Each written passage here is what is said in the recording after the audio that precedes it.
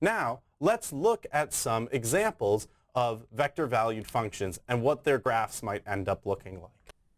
All right, now that I've popped down to the corner down here, let's use Mathematica to plot these vector-valued functions so you don't have to suffer through my poor drawings.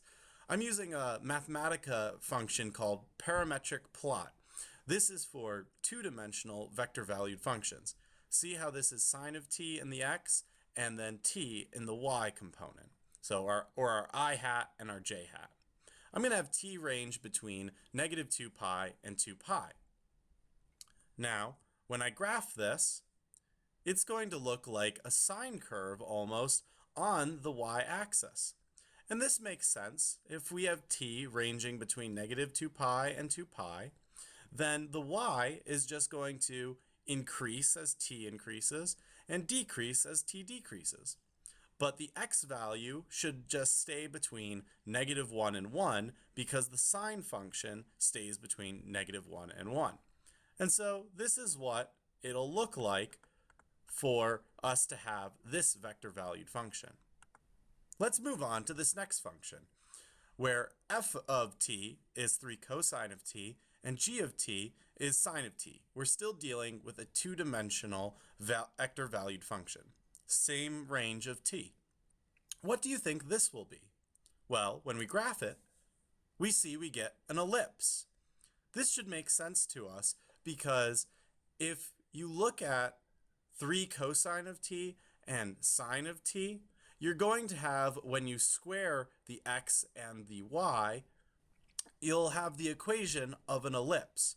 Because if we do x equals 3 cosine of t, x over 3 would equal cosine of t, and then y would equal sine of t, and then you square both sides, you get x over 3 squared plus us y squared equals 1, because cosine squared plus sine squared equals 1. A standard equation of an ellipse. Let's move on to a three-dimensional function. Now, in this Mathematica program, I had to change it slightly. Now that we were graphing in 3D, I had to say use Parametric Plot 3D. So we have our f of x being cosine of t, our g of x being sine of t, and our h of t being just t through the same range. What happens when we graph? This is an interesting looking vector curve. It's kind of like a spiral, right? Moving up and down the z-axis. Now, why would this make sense? Well, we know if we look up here that we have cosine of t and sine of t.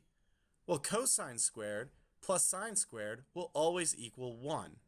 And we range the z, we are going to have the equation of a cylinder in three-dimensional space. And so the curve is just wrapping around this cylinder. It's easy to kind of start visualizing things when you see those properties. So let's look at the next one and see if we can predict it. So we now have t, sine of t, and 2 cosine of t. So the sine of t and 2 cosine of t, when you manipulate it, should actually look like an ellipse, in 2 dimensions, if you ignored that first t, on the y and z axes.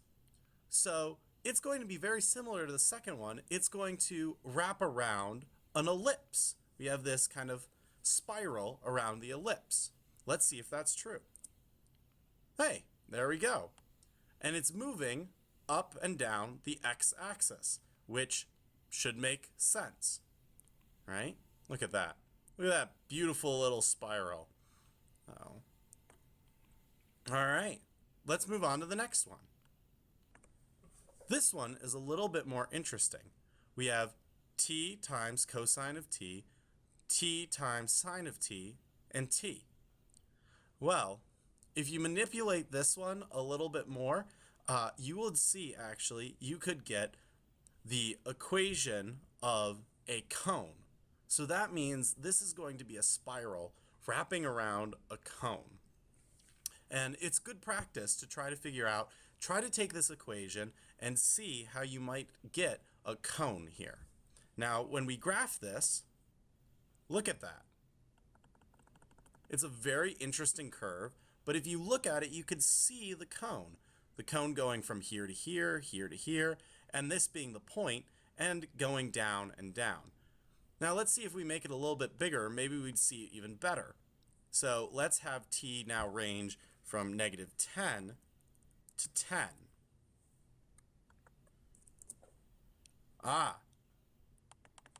Now we can really see that cone at work, and it's spiraling around and around.